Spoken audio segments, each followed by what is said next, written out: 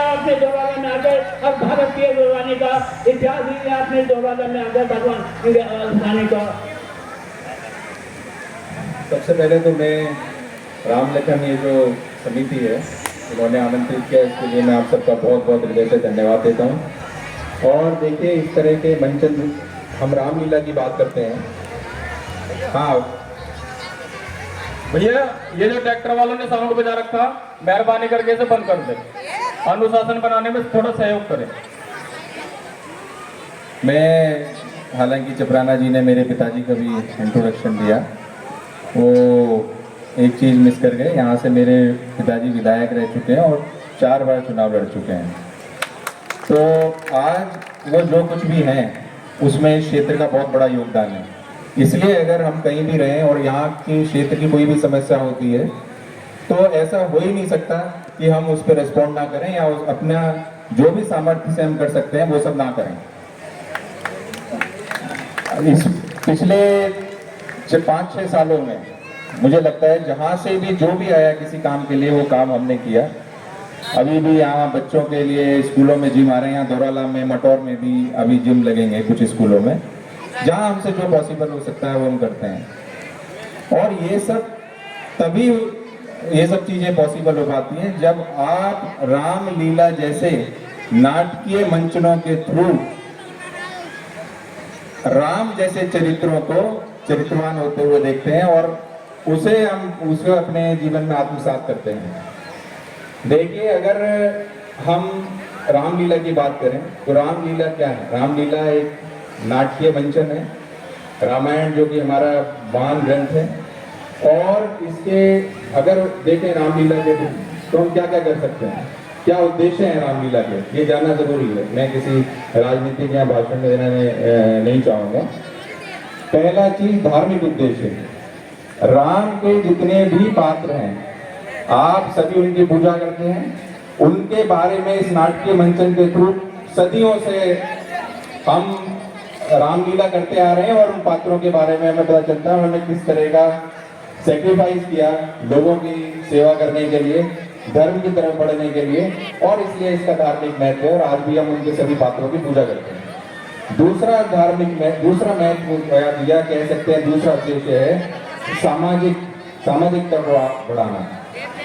आज अगर श्री राम न्याय के, धर्म के पथ पे चलने वाले पात्र हैं या हमारे लिए भगवान है, तो उसका कारण ही यही है क्योंकि उन्होंने हमेशा न्याय का साथ दिया और ये आज भी चरितार्थ है।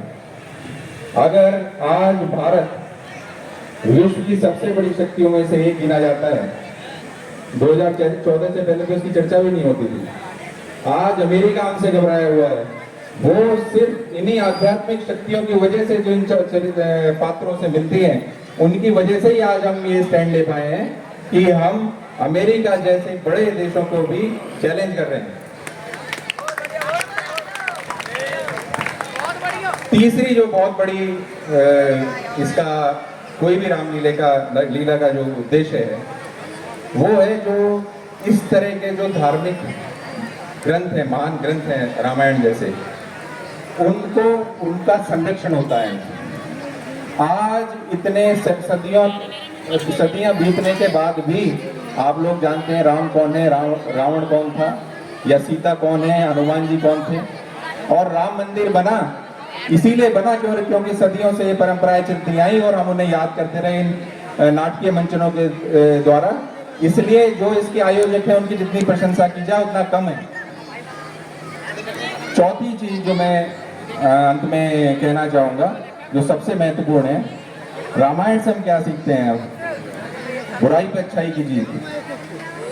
तो हमें अपने जीवन में इस चीज को आत्मसात करना है कि हमें कभी भी अधर्म का साथ नहीं देना, हमेशा सत्य के साथ रहना है, जो सही है उसके साथ रहना है।